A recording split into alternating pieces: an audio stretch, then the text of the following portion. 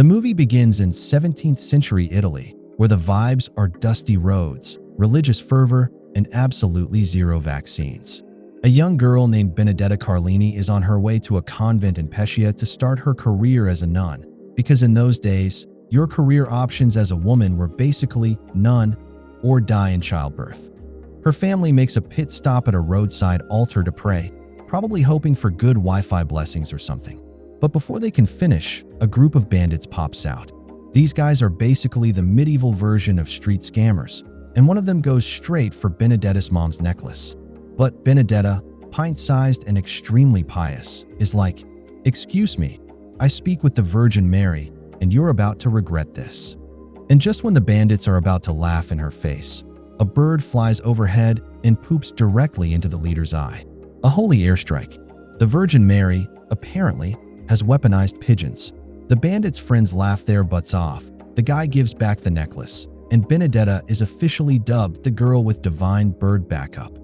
Fast forward. Benedetta is welcomed into the convent, which is run by Abbess Felicita, the kind of woman who looks like she knows every nun's business before it even happens. Years pass, and Benedetta grows up into a hyper-devout young woman. She even gets cast as the Virgin Mary in the convent's annual play. But in the middle of pretending to be holy, she suddenly has a vision of Jesus himself, calling her out like a divine FaceTime. At the same time, a new arrival barges into convent life. A young woman named Bartolomea shows up seeking refuge. Her life outside was basically a medieval nightmare. Abusive father, abusive brothers, the works. The convent takes her in, and Benedetta is tasked with helping her adjust. Except helping her adjust turns into late-night conversations, which turn into confessions of trauma, which eventually turn into Bartolomea planting a sneaky kiss. Nuns, candles, repressed desire. You already know things are about to get messy, but visions keep coming. Benedetta sees Jesus saving her from attackers, which makes her collapse into dramatic fainting spells like she's auditioning for a telenovela. The abbess assigns Bartolomea as Benedetta's caretaker. This arrangement is like pairing dynamite with matches. You can guess how that goes. Benedetta teaches Bartolomea how to read and write, and in between literacy lessons, she has another vision: Christ on the cross. Except in this dream, he tells her to undress both of them and touch his hands. Jesus out here turning visions into divine 18+. The next morning, Benedetta wakes up with stigmata, bleeding wounds on her hands and feet. Now she's a convent celebrity. An investigation begins, but Abbess Felicita is skeptical. Benedetta's wounds appeared while she was napping, not while praying. And she doesn't have the crown of thorns injury either. Sister Christina, the abbess's daughter, also notices a shard of glass conveniently lying around and starts suspecting Benedetta is basically DYNG her miracles. Still, politics is politics, and church leaders want to brand this a miracle for clout. Benedetta gets promoted, and Abbess Felicita is demoted. Christina objects, but her mom basically tells her, "Pipe down, the church doesn't like whistleblowers." Now as the new abbess, Benedetta moves into her fancy new chamber with Bartolomea. And here's where their relationship levels up. Bartolomea, now fully embracing her creative side, carves a wooden sex toy in the shape of the Virgin Mary. Yes, you read that correctly. Somewhere, every priest alive spontaneously faints. Meanwhile, Sister Christina decides she's had enough.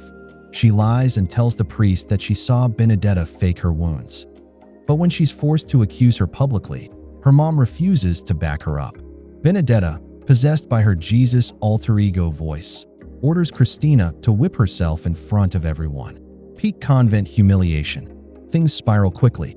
Abbess Felicita spies on Benedetta and Bartolomea's nightly activities through a peephole, which has to be the most awkward religious peep show ever.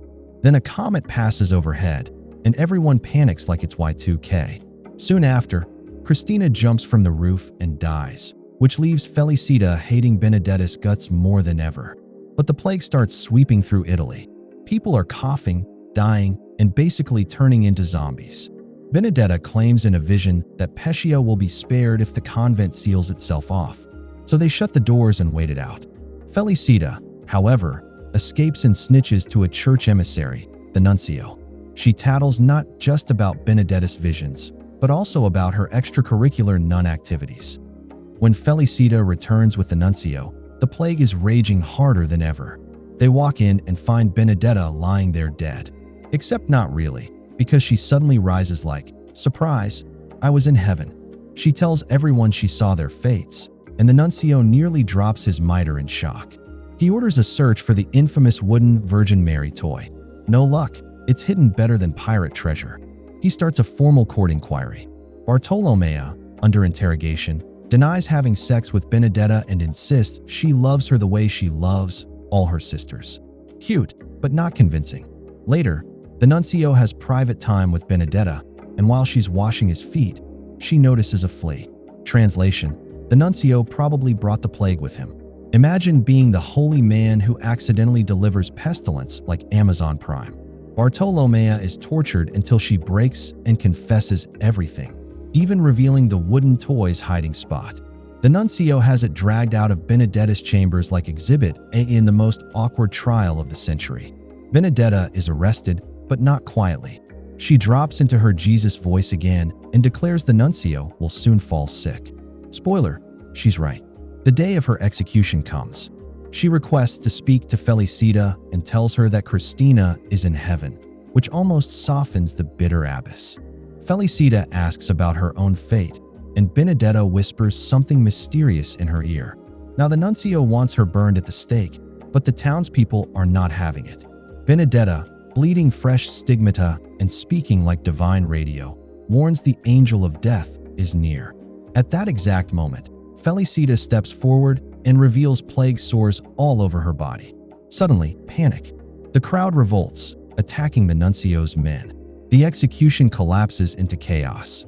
Bartolomea frees Benedetta but finds a bloody shard of glass at her feet, implying that Benedetta's stigmata might be self-inflicted. The nuncio flees, but the angry mob catches him and beats him down. Benedetta shows up like, "Want me to pray for you?" The nuncio, dying, accuses her of lying, and Bartolomea drags her away before the crowd tears them apart too. Felicita meets her end by accidentally walking into the fire set for Benedetta because irony is undefeated. The next morning, Benedetta and Bartolomea hide out together, but Benedetta insists she has to return to the abbey. Bartolomea pleads with her to run away, to live freely as lovers. She even asks Benedetta to finally admit the stigmata were fake. But Benedetta refuses, claiming the people still need her. She marches back toward Pescia like a woman with holy Wi-Fi. A final card explains that Benedetta lived in the abbey until age 70, and true enough, the plague never reached Pescia. History or hoax? The movie doesn't tell you. Instead, it hits you with heavy themes: women's desire being policed, religion used as control, and faith weaponized as power. So in the end, was Benedetta a fraud, a saint, or just a really creative scammer with good timing and bad boundaries? Doesn't matter, it's one wild ride. Thanks for watching. Don't forget to subscribe, because if Benedetta can get divine pigeons and stigmata, the least you can do is click a button.